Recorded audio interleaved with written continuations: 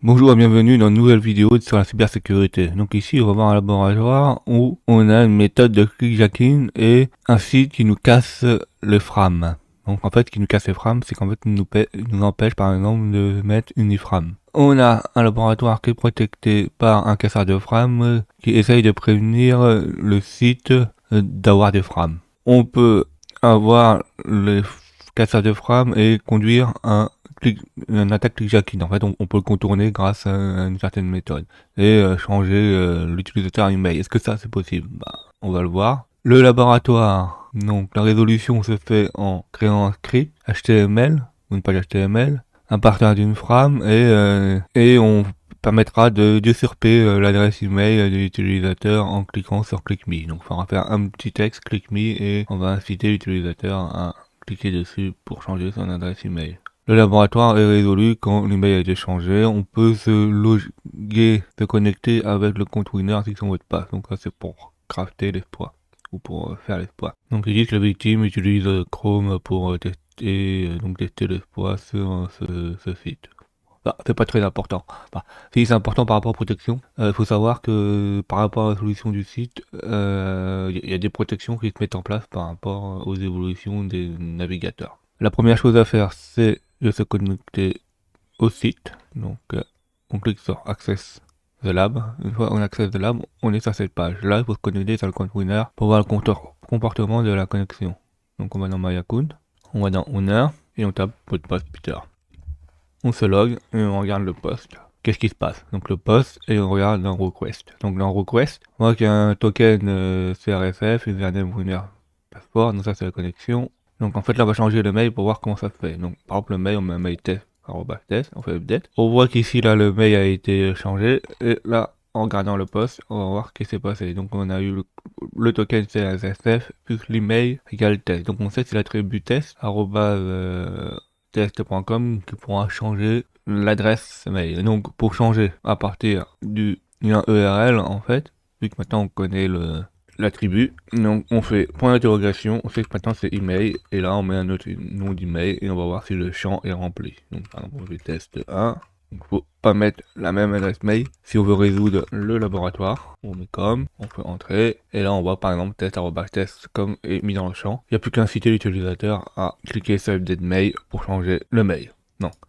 Ça, on en aura besoin pour faire nos tests. Donc on copie l'URL, ou pour injecter par exemple une nouvelle URL. On copie là, et puis on change l'adresse mail. Maintenant pour tester l'exploit. On peut pas tester l'exploit directement go-to exploit server.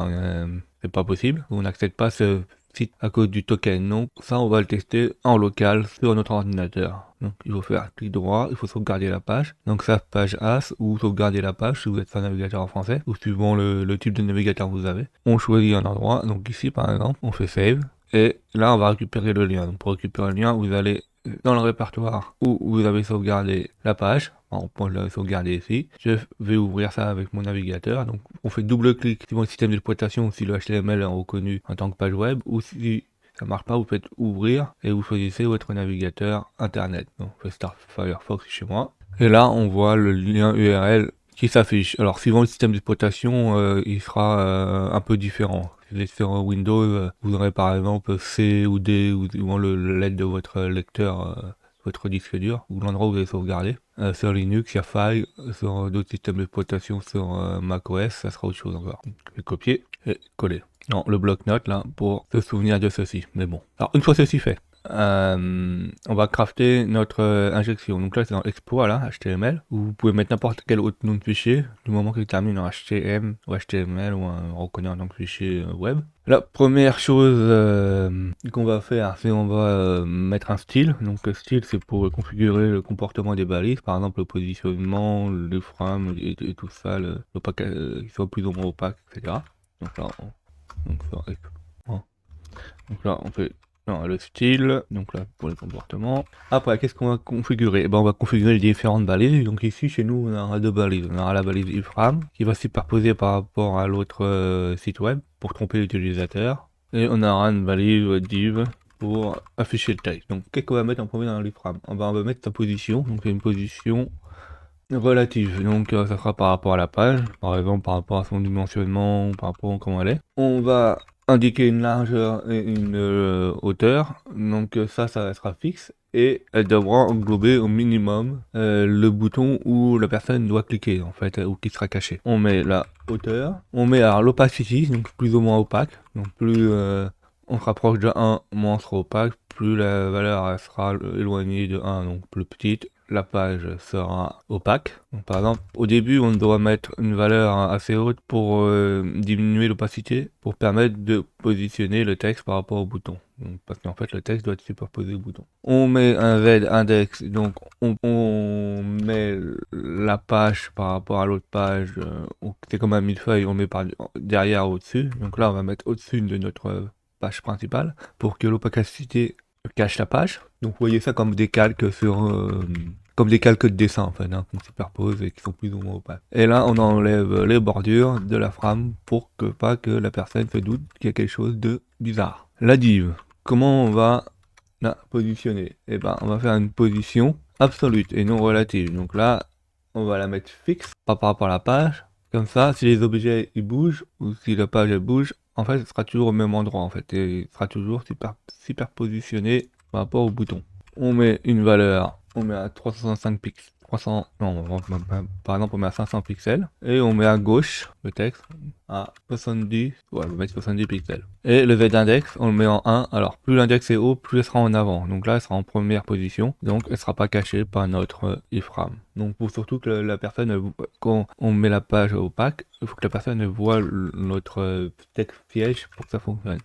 Là, c'est configuré. Maintenant, on va afficher le texte. Donc on met dans une div, on met par exemple click me le texte, et là on va configurer l'iframe. Alors là on va mettre l'iframe sans la protection, donc pour voir ce qui se passe, par exemple, si on met juste une simple iframe pour voir si ça fonctionne pas ou pas. Donc là on met le scrolling pour éviter qu'il n'y ait pas de scrolling, donc c'est pour éviter que l'utilisateur puisse scroller et s'apercevoir quelque chose de louche. Donc ça dépend du site internet, suivant s'il y a un scrolling ou pas, vous le remettez ou vous le supprimez s'il n'y en a pas. On met la source, donc chez nous c'est le lien test interne, celui-là c'est dit pour faire un test interne. Donc on le récupère on le récupère par exemple en haut là, si j'avais oublié ici, donc sur la page à faire tester, et on le met là. Donc une fois que ceci est fait, on sauvegarde, donc par exemple CTRL S, ça peut prendre les navigateurs.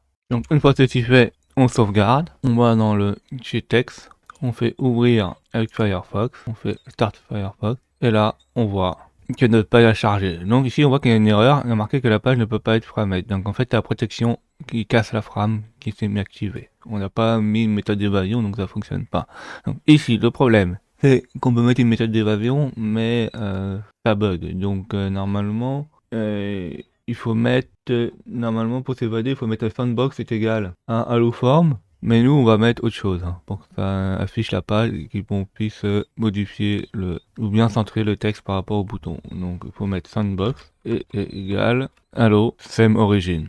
Donc, on met ça, et là. Donc là, on sauvegarde. On recharge la page en cliquant sur le truc, et là, on voit que ça fonctionne. Donc là, on voit notre page à moitié opaque, mais par exemple, on voit que le click me, là, il est pas bien mis comme il faut. Donc, on voit qu'il est un peu trop bas. Donc là, on va le positionner. Donc pour le positionner, on retourne sur notre code source HTML. Donc on est à 500. Donc si on est trop bas, il faut réduire la valeur. Parce qu'en fait, le top, c'est la hauteur par rapport à là. Et non le pixel entre la hauteur et le texte. Donc on va dire qu'il y a environ un pixel en trop. On regarde, on connecte. Non, un peu plus. On va dire 65, encore moins. Alors, et là, c'est parfaitement positionné. Maintenant, pour pas que l'utilisateur s'aperçoive que c'est la page d'origine là, il faut la rendre plus opaque. Comme j'ai dit, donc pour rendre plus opaque, il faut diminuer la valeur opacity. Hop.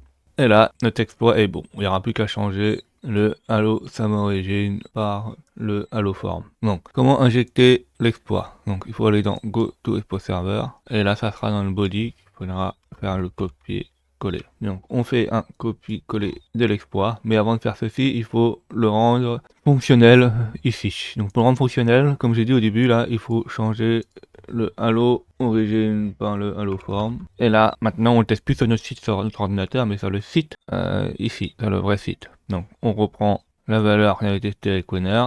Donc on avait sauvegardé une valeur. Mais avant, j'ai oublié de la sauvegarder, donc c'est pas enfin copier-coller. Je passe email en attribut et je mets un email qui n'existe pas, par exemple test2@test.com.